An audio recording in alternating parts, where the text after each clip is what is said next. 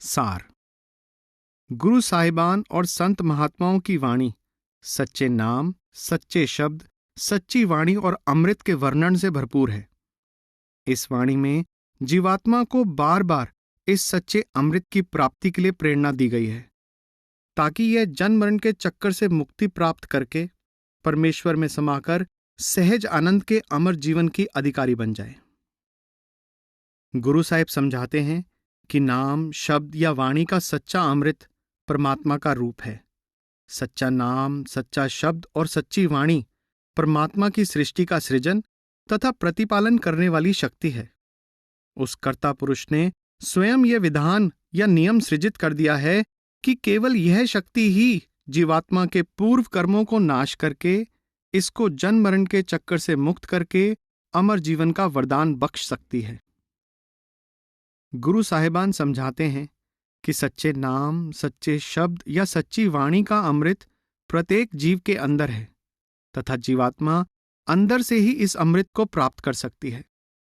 जो भाग्यशाली जीव सद्गुरु की समझाई युक्ति के अनुसार ध्यान को शरीर के 9 द्वारों की ओर से पलटकर अंदर आंखों से ऊपर 10वें घर में स्थिर कर लेता है, उसकी सूरत नाम, शब्द या वाणी में लीन होकर ऊपर की ओर चढ़ाई करती हुई मन एवं माया के मंडल पार करके तीसरे रूहानी मंडल यानी 10वें द्वार में पहुंच जाती है।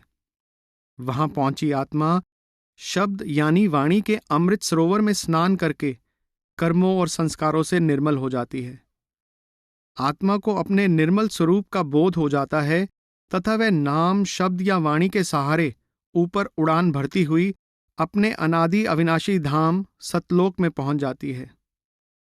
इसको जन्म मरण के चक्कर से हमेशा के लिए छुटकारा मिल जाता है। यह अमर जीवन के परम आनंद की अधिकारी बन जाती है।